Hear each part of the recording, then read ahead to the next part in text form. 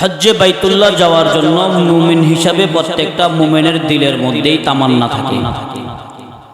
আল্লাহ তাআলা যাদেরকে ভালোবাসেন, যাদেরকে পছন্দ করেন, তাদের দ্বারা দ্বীনের কাজ নেন, তাদের দ্বারা দ্বীনের খিদমত করান। হজ্জে বাইতুল্লাহ ইচ্ছা করলেই যাওয়া হয় না।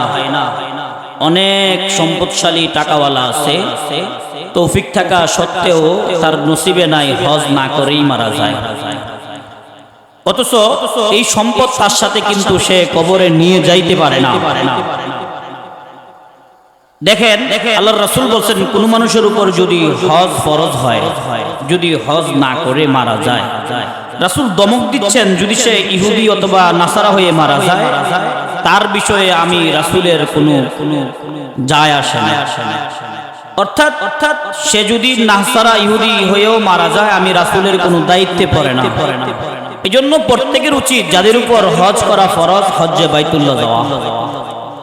অনেক গরিব মানুষ আল্লাহ তাআলার কাছে দোয়া করে, নিয়ত করে হজ্জে বাইতুল্লাহ যাবে।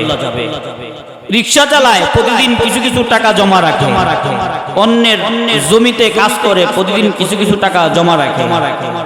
অন্যের দোকানে চাকরি করে, প্রতিদিন কিছুদিন টাকা জমা করে। দেখা গেছে আল্লাহ তাআলা তার তকদিরে হজ রাখছে, সে হজ করে চলে আসে।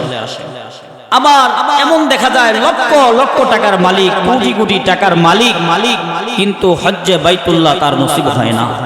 জন্য আমরা দোয়া করি, আল্লাহ তাআলা যেন আমাদেরকে জীবনে একবার হলেও হজ্জে বাইতুল্লাহ যাওয়ার তৌফিক দান করেন, আমিন। সামনে আসতেছে কুরবানি। আল্লাহ তাআলা কুরআনুল কারীমের মধ্যে বলেন, লা ইয়ানালুল্লাহু লুহুমুহা ওয়ালা দিমাউহা ওয়ালাকিন ইয়ানালুহুত তাকওয়া মিনকুম। আল্লাহ তাআলার কাছে কুরবানি পশুর রক্ত, গোশত কোনো কিছুই পৌঁছে না, একমাত্র পৌঁছে তাকওয়া। আর আমাদের অনেকের কুরবানি তাকওয়া না থাকার কারণে আল্লাহ তাআলার কাছে পৌঁছে না। অনেকে আমরা কুরবানি দেই যে বাজার থেকে বড় গরুটা আনি। কেন?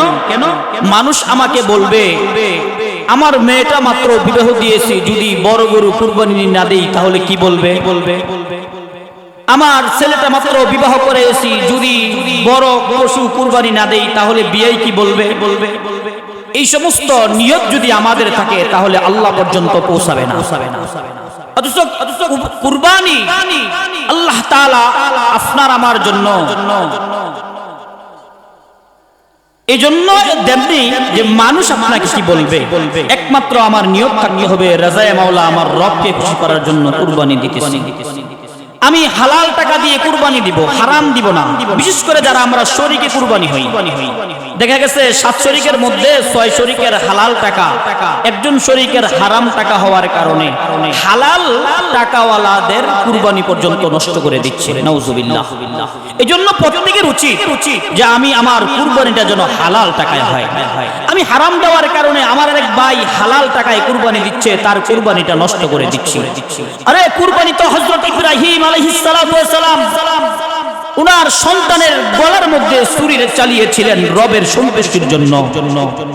আরে কুরবানি তো এমন, আল্লাহ রাব্বুল আলামিন হযরত ইব্রাহিম আলাইহিস সালাতু ওয়াস সালামকে স্বপ্ন দেখাইলেন, তোমার প্রিয় বস্তু তুমি কুরবানি দাও। তিনি 100 উট কুরবানি দিলেন। আবার দ্বিতীয় দিন স্বপ্নে দেখলেন, আবার 100 উট কুরবানি দিলেন। তারপরের দিন আবার স্বপ্ন দেখতেছে, তোমার এর চাইতে কি প্রিয় আছে সেটা কুরবানি করতে হবে।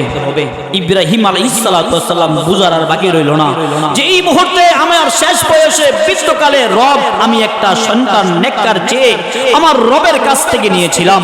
আমার সন্তানের প্রতি এত ভালোবাসা, আমার সন্তানকে আমি এত মহব্বত করি, আমার সন্তানকে আমি এত ভালোবাসি। ফেরেশতারা পর্যন্ত আল্লাহ তাআলাকে বলে, ওগো মালিক, তোমার খলিলুল্লাহ, তোমার ইব্রাহিম মনে হয় সন্তান পেয়ে না জানি তোমাকে ভুলে গেছে। মালিক বলে, না, আমার ইব্রাহিম আমাকে ভুলতে পারে না। রব বলে, তাহলে পরীক্ষা হয়ে যাক। ইব্রাহিম আলাইহিস সালাতু ওয়াস সালামকে পরীক্ষা করার জন্য হুকুম করা হলো। শেষ পর্যন্ত ইব্রাহিম আলাইহিস সালাম বুঝতে পারলেন যে আমার আমার সন্তানই তো এই মুহূর্তে আমার কাছে সবচাইতে পছন্দের, সবচাইতে প্রিয়। ইব্রাহিম আলাইহিস সালাতু ওয়াস সালাম বিবিকে গিয়া বললেন, আমি বাদশার দরবারে যাব, আমার সন্তানটাকে নতুন পোশাক পরিহিত করে দাও, সুন্দর করে গোসল করিয়ে দাও। সুন্দর করে গোসল করায়া নতুন পোশাক পরাইয়া বাদশার দরবারে নিয়ে যাইতেছে। শয়তান ধোঁকা দিতেছে। ইসমাইল ছোট মানুষ, বলতেছে, ইসমাইল তুমি তোমার বাবার সাথে কোথায় যাচ্ছ? বলে বাদশার দরবারে যাচ্ছি দাওয়াত খাইতে। বলে না, তোমার বাবা তো তোমাকে কুরবানি দেওয়ার জন্য নিছে। আল্লাহর নবী, আল্লাহর পয়গম্বর হযরত ইব্রাহিম আলাইহিস সালামকে ডাক দিয়া বলে, আব্বু আমাকে তো বলতেছে আপনি নাকি আমাকে জবাই করে নিতে যাইতেছেন। ইব্রাহিম আলাইহিস সালাম বলছে, শয়তান, তাকে পাথর মারো, পাথর মারো। 3 জায়গায় পাথর মারলো। ইব্রাহিম আলাইহিস সালাম শেষ পর্যন্ত যখন নিয়ে গেলেন, এখন বলতেছে, সন্তান হে, আমি স্বপ্ন দেখেছি তোমাকে কুরবানি দিয়েছি। হযরত ইসমাঈল আলাইহিস সালাম বললেন, ও পয়গম্বর, ও আমার আব্বু, আপনি যদি এই কথা বাড়ির মধ্যে বলতেন, আমার মা তো নেককার, আমার মা তো বারণ করতো না, আমার মা তো নিষেধ করতো না, আমার মার কাছ থেকে আমি বিদায় নিয়ে আসতাম। আমিও প্রস্তুত, আপনি আমার গলার মধ্যে ছুরি চালান, তবে আমার যে জামা কাপড়গুলো আছে আমার মার সামনে হাজিরা দিয়েন। লম্বা ঘটনা ছোট্ট করে বলতেছি। আল্লাহর খলিল হযরত ইব্রাহিম আলাইহিস সালাম আদরের সন্তান, বৃদ্ধ বয়সে যেই সন্তান পেয়েছিলেন, ওই সন্তানের গলার মধ্যে ছুরি লাগাইলেন। ছুরি গলা কাটতেছে না। ইব্রাহিম আলাইহিস সালাম মনে করলেন ছুরির মধ্যে মনে হয় ধার নাই, আঘাত করলেন, পাথরের মধ্যে পড়লো, পাথরটা 2 টুকরা হয়ে গেল। ইসমাঈল আলাইহিস সালাম বলে, আব্বা আপনি তো বাবা, আমি তো সন্তান, আপনার হয়তো মায়া লাগে, এই জন্য ছুরি হয়তো ভালো করে চালান না। আপনি কাজ করেন, আমার চক্ষুটা বেঁধে নেন, আপনার চক্ষুটা বেঁধে নেন, তাহলে হয়তো মায়া লাগবে না।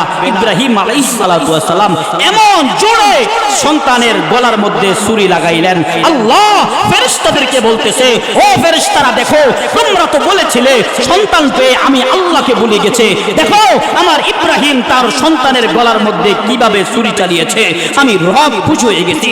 জিবরাইল, তুমি জান্নাত থেকে গিয়ে একটা দুম্বা এনে ইসমাইলের পরিবর্তে শোয়া দাও। ইব্রাহিম আলাইহিস সালাম ছুরি চালাচ্ছে, আল্লাহ পাকের হুকুমে জিবরাইল আমিন দুম্বা রেখে দিয়েছে। ইব্রাহিম আলাইহিস সালাম চক্ষু খুলে দেখে সন্তানের এক পাশে পড়ে আছে, দুম্বা জবাই হয়ে গেছে। আল্লাহ তাআলা ইব্রাহিম আলাইহিস সালামকে বললেন, ও ইব্রাহিম, পরীক্ষা করেছি, তুমি তো পরীক্ষায় পাস করেছ। ও আমার ভাইয়েরা, ও পর্দানিশীর মা বোনেরা, আমরাও যারা কুরবানি দিব ইব্রাহিম নবীর মতন, ইসমাঈল আলাইহিস সালামের মতন, ইব্রাহিম আলাইহিস সালামের মন নিয়া যদি কুরবানি দিতে পারি, ইন্নামাল আমালু বিন্নিয়াত, নিয়ত যদি খালেস হয় আর সেভাবে যদি কুরবানি দেই, কুরবানি পশুর রক্ত জমিনে পড়তে দেরি, আমার বাবারা, আমার বাবাজিরা, আল্লাহ তাআলার কাছে কুরবানি পৌঁছতে কবুল হইতে দেরি হয় না। আল্লাহ সবাইকে সেইভাবে মন মানসিকতা নিয়ে কুরবানি দেওয়ার তৌফিক দান করুক। জীবনে একবার হলেও হজ্জে বাইতুল্লাহ যাওয়ার তৌফিক দান করুক। আমিন। ওয়া আখিরু দাওয়ানা আলহামদুলিল্লাহি রাব্বিল আলামিন। আসসালামু